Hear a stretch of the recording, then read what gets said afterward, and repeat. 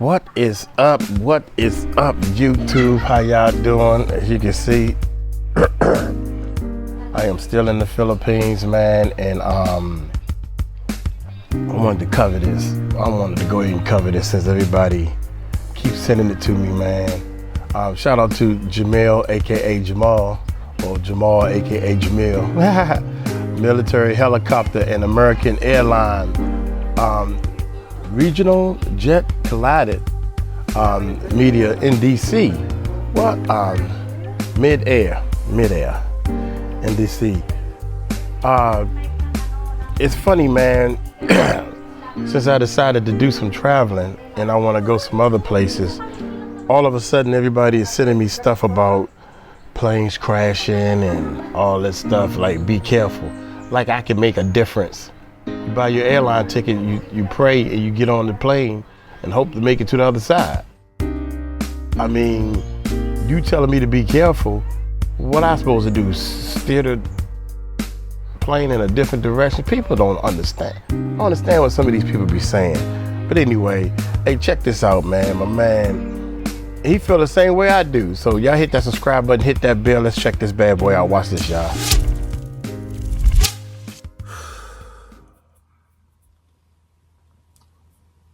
Ladies and gentlemen, I have sat in this chair and I've said, this year has been crazy. This year has been crazy. I talked about the New Orleans situation, the fires on New Year's Eve, and it seems like every day since, or every other day, something has happened. Now, I'm pretty sure by now a lot of you have heard about what happened with the crash. I'm trying to choose my words carefully here. But a lot of videos that I've seen with my eyes compared to what they're saying, it seems like they're getting it wrong. Because to me, it seems like the helicopter crashed into the plane. But it seems like they're saying it the other way around. This is such a tragedy, man. And it sucks because, like, I love to travel. I do. I love to travel. I just hate flying. I hate it. And this ain't gonna make it no better. Wow. Yeah. This is the latest update. This is from 2 hours ago. Said is 64 victims. Sheesh, man. Again, appreciate all the love and support with you guys coming over. We ain't gonna waste no more time. Let's jump right into it. A recovery effort underway after an American Airlines jet crashed into an Army helicopter near Reagan National Airport. Of course, again, why did everybody keep saying it the other way around? From what, again, you guys seen it too, that video. I don't even know if I can show it, but you guys seen the video. Unless the angle is wrong, I don't know. Near Washington, D.C. Yeah, the terrifying collision was caught on video by an observation camera from EarthCam. You can see the exact moment that the two aircraft collide in midair. You can see the fireball there. It happened just before 9 p.m. last night. Officials are still trying to determine what caused that crash. We know that minutes before the jet was landing, the American Airlines jetliner was asked to switch runways. They were asked to switch to a smaller runway. They were originally supposed to land on a much larger one that is more commonly used. So they diverted and altered their flight path, started their descent, had their banking that left turn to land.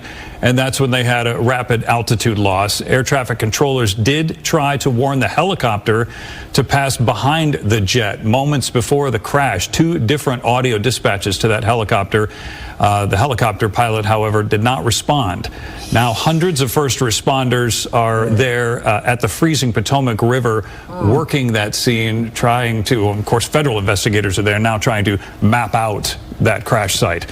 Wow, And investigators, crazy. unfortunately, Wow. saying that there are no survivors. Dozens of bodies already pulled from the river, and those first responders are going to continue working, they say, until they've recovered every body. Shannon Murray here with what we're learning about some of those people on board. Shannon? Yeah, Lauren and Braden, U.S. figure skating confirmed some of its athletes were on board that plane. And they had just left Wichita, Kansas after competing in the U.S. figure skating championships. The American Airlines jet carried 60 passengers and 4 crew members when it collided with that Black Hawk helicopter carrying 3 soldiers. First responders. Wow, man, this is crazy. God, that's the most unthinkable thing, man. It goes through everybody's head, man. When I got on that plane and I started flying, I mean, I pray, what else can you do? Hey guys, Uncle Mike here with big news. YouTube has changed my life, and now it's your turn. See, Uncle Mike was tired of being broke after every payday. So I decided to do something about it. So I invested over about $9,000 in YouTube courses and online coaching. Man, I was determined to change. But guess what? None of these systems gave me the one-on-one coaching that I needed. So I created my own YouTube course with the help that you need to make sure that you succeed. If you're ready to learn and you're not afraid to put in the work, you too can make a real change. Sign up now and Uncle Mike will send you the 4 videos that got me started. 100% free. Click the word more below and look for our YouTube growth system. That's our course. Now, let's get back to this video. It's nothing you can do. Have recovered the bodies of 27 passengers from the jet and 1 from the helicopter. Officials are still searching for other casualties, but say they do not believe there are any survivors, which would make it the deadliest U.S. air crash in nearly 24 years. At Reagan International this morning, American Airlines CEO Robert Ice.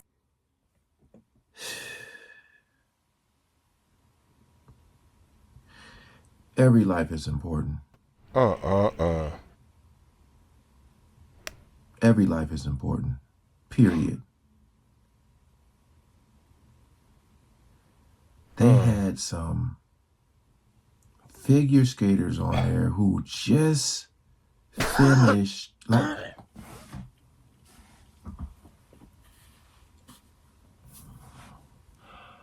You so close to home. You so close to finishing your again, flight. From what I seen, this seemed like it could be avoidable. Like this did not have to happen. This did not have to. I'm in my mind, I'm just saying, because they talk about air traffic control. They said this, they said that. I'm just saying, I've been next to one of those like Black Hawks. I know how big they are. Because they're saying there's a Black Hawk, right? My whole thing is like, I just don't know how you don't see this plane. That I think that is, In a helicopter. of course, the most confusing thing to me is how did you not see this plane? Wow. You know, and every time I talk about how I hate flying, people always bring up, well, you know, there's more car accidents than there are planes. Right. Everybody And I'm says like, that same stupid stuff. just because you might get in a car accident, you know, Dude. that don't mean that you are going to pass away. I've had someone Facts. like Here rear we end go. me, hit me from the side Yup. twice in my I life. flipped over in the car. But when you up in that sky, in that air,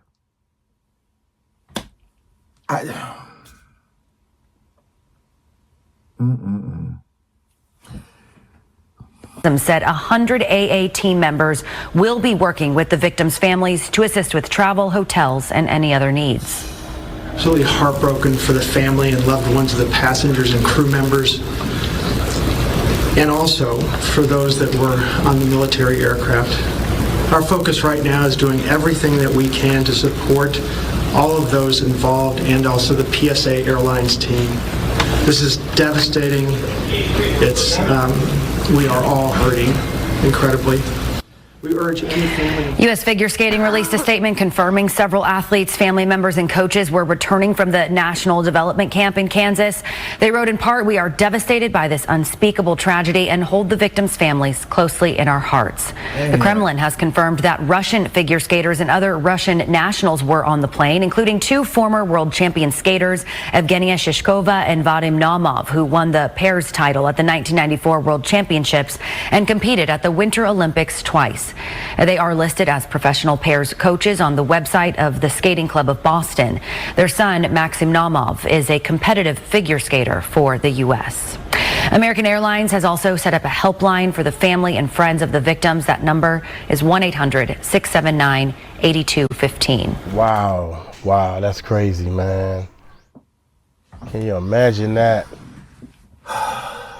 You know, I feel so sad for them.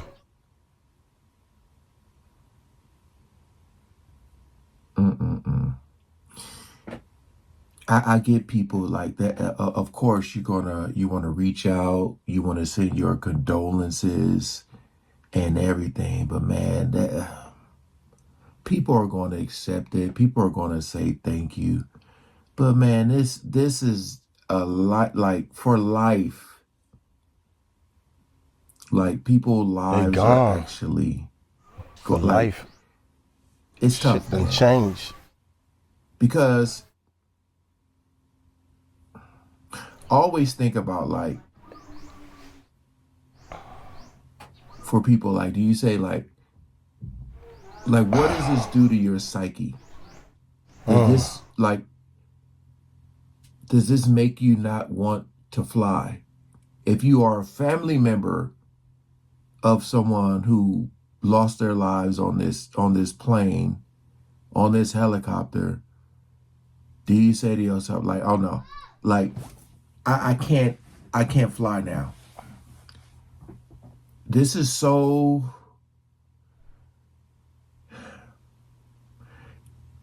it's like so upsetting because it could have been avoided. I wanted to look at some of the comments here.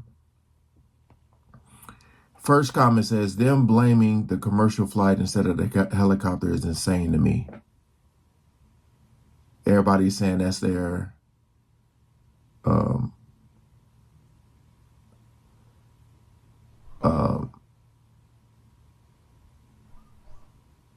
pretty much the same thing. I need to see it. I didn't see you sort of the airplane. A helicopter, correct me if I'm wrong, but I think a helicopter, it's like a big bubble you can see out and you can see all around you. And you got the stick in the middle, right? And you fly in a helicopter wherever you want to go. Why can't you see this plane? And I think a helicopter can change positions a lot faster. It can hover in midair or just go straight up or something. I don't understand. Now, if the plane hit the helicopter, you see it coming, you can yank or... I don't understand this, man. I really don't understand with the helicopter being involved. Like you don't... I don't want to do the blame game here. I'm just responding. I don't want to blame, but all of the news outlets pretty much saying it the other way around. You know, I'm just saying from the video that we have seen, like I said, unless the angle is different, I just don't know how they didn't see it, man. I literally was talking to my wife and I said, it's like every time you turn the TV on, you're just saying like, damn, what the hell? Like, what is it's like every time there's something. I mean, this is, we're at the end of January, but this is the first month, and just look at what has happened this month so far.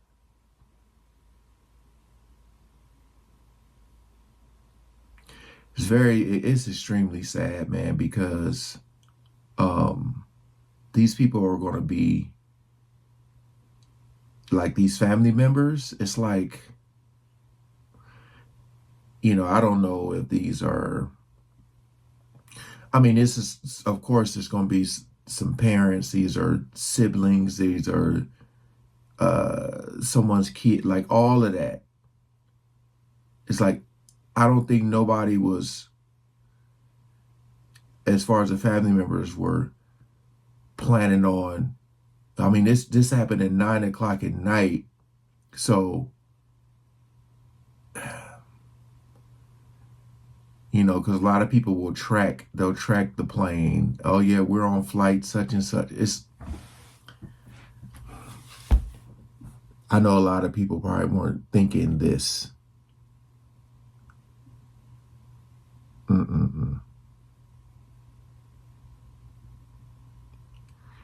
I heard the audio where they were saying they didn't see it. You know, they said there was an audio saying that they did see it. They said it was 2 towers or something giving information, and they said something about we're going to go behind. Yeah, man, this is wild. Shouldn't even been that close, man. Coming over and watching, man. Should not even been that close to touch. Peace out. I gotta see what's going on with this joint. Yeah, hold on for a minute. Let me break this down real quick. Wait a minute, man.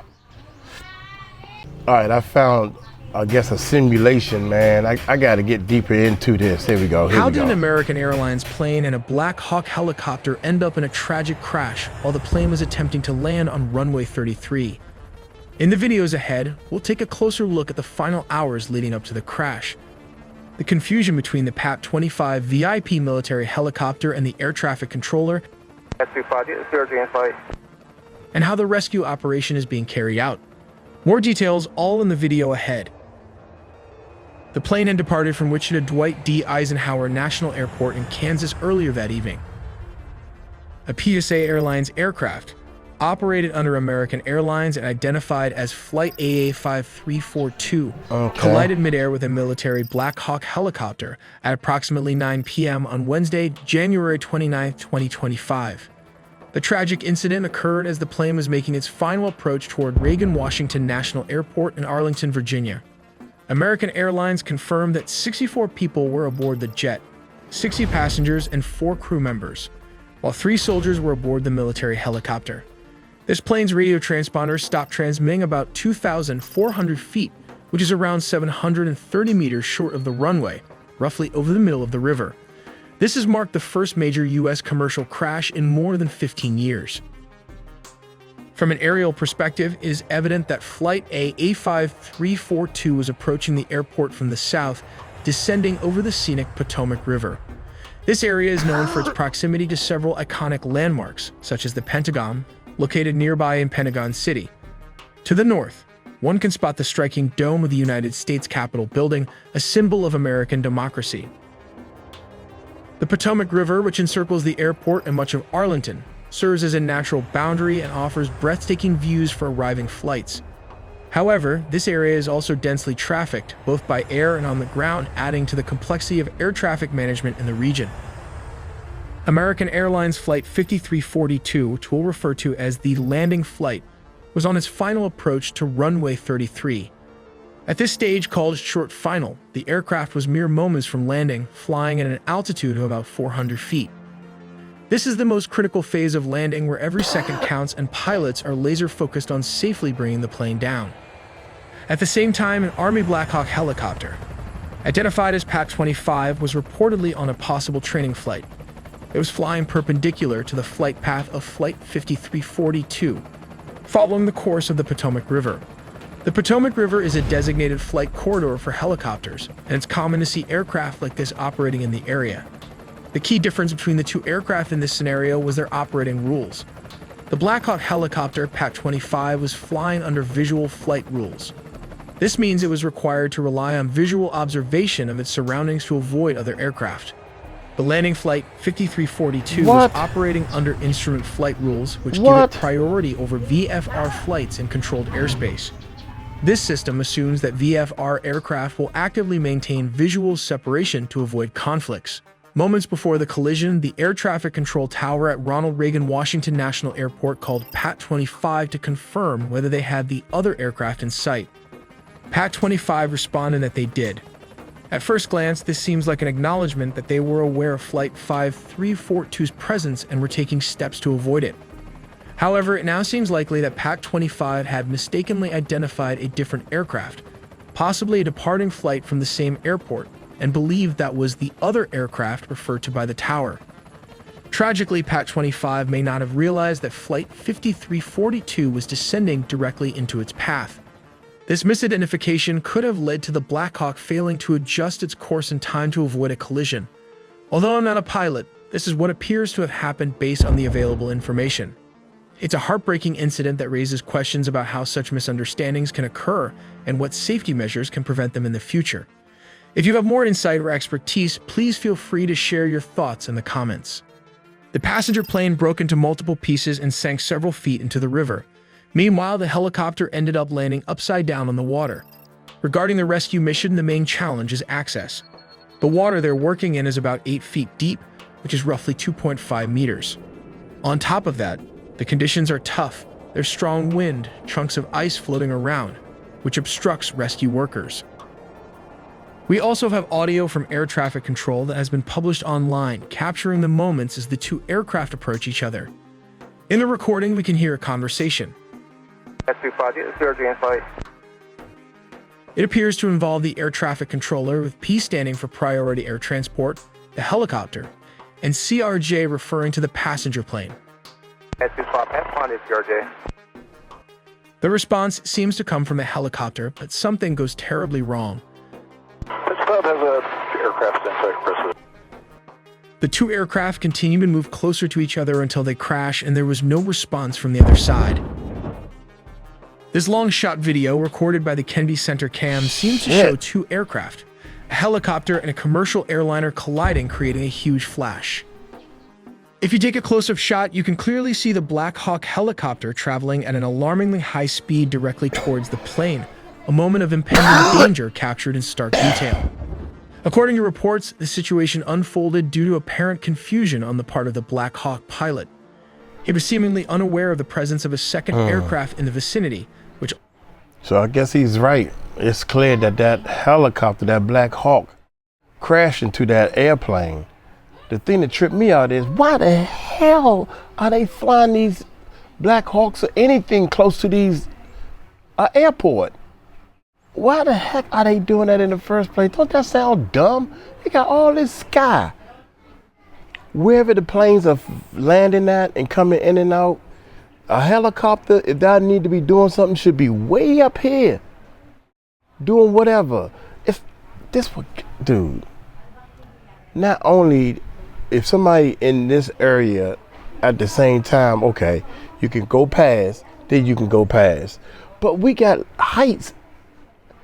If he was up 10 feet more, you understand what I'm saying? You can cross. Why are you flying that helicopter anywhere close to? Oh my God, y'all get me. Y'all get me. I know y'all get me. Which ultimately led to a critical misjudgment. When the flight controller radioed in, asking if the pilot had identified Flight 5342, the pilot confidently confirmed that he had visual contact. However, the plane he was referring to wasn't Flight 5342. It was a completely different aircraft flying above his position. This misidentification proved costly. The pilot, certain he was operating safely, continued his course. How can you make these stupid mistakes, man? Tragically, he ended up flying directly into the path of an oncoming aircraft. The sequence of events highlights the immense complexity and risks of aviation, where even small communication errors or lapses in situational awareness can lead to dangerous, life-threatening outcomes. Let's take a look at a different case scenario of a Jeju Air Flight 2216. This South Korean airline was granted permission to land from the south on runway 1 northward. But control tower cautions against bird activity, so the aircraft made a slight deviation in flight path. The pilot declares Mayday after it hit a couple of birds, and it was instructed to make a go-around and land on runway 19 southward. It was at this moment the airplane encountered another problem with the landing gear, which did not open. Finally, the plane had to make a belly landing with what was supposedly a landing gear failure because it hit in the middle of the runway and crashed into the elevated local laser antenna and concrete, erupting into a huge fireball, while the tail section remained intact. Morning 8:57. A TC broadcasts a cautionary advisory about bird activity in the vicinity of the airport. 8:59. The pilot of Flight 7 C2216 reports a bird strike, declares an emergency with repeated. This is what he said: Mayday, Mayday, Mayday, calls and notifies a TC with the message: bird strike, go around. Just 1 minute after the bird strike at 9 o'clock. The flight initiates a go-around maneuver and requests authorization to land on runway 19, which requires an approach from the opposite end of the airport's single runway that is from the north to the south, which is not the actual landing procedure. Usually then land from the south to the north. 9:01 in the morning, a TC clears the aircraft to land on runway 19, 9:02 local time. The aircraft touches down on the runway approximately 1,200 meters, which translates to 3,940 feet from the threshold of the 2,800 meter. This is around 9,184-foot runway. 9:02 and 55 seconds later, the Airport Fire Rescue Unit completes the deployment of fire rescue equipment.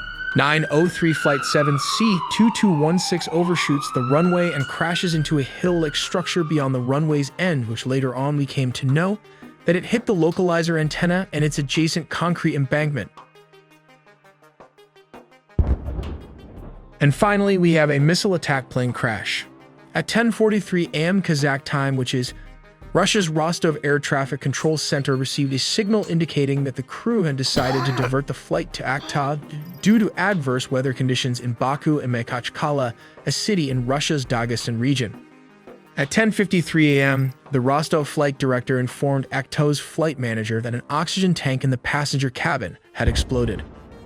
This explosion reportedly caused passengers to lose consciousness, prompting the crew to request immediate medical assistance upon landing. Emergency teams were swiftly mobilized at Aktau Airport in preparation for the aircraft's arrival. At 11:02 a.m., the pilots made contact with Aktau Airport's air traffic control tower. Despite their efforts, the crew faced significant challenges during their descent. They attempted to land twice but were unable to maintain altitude or stabilize the aircraft. Tragically, at 11:28 a.m., contact with the crew was lost, and moments later, the plane crashed to the ground. This means the plane was hit between 10:30 to 10:53 a.m. Kazakh time by the Russian anti-air defense system. In this scenario, the plane is flying at a significantly higher altitude, rendering the cannons ineffective. Consequently, the system opts to deploy a missile as the optimal weapon for engagement. The missile is launched vertically from its sealed canister.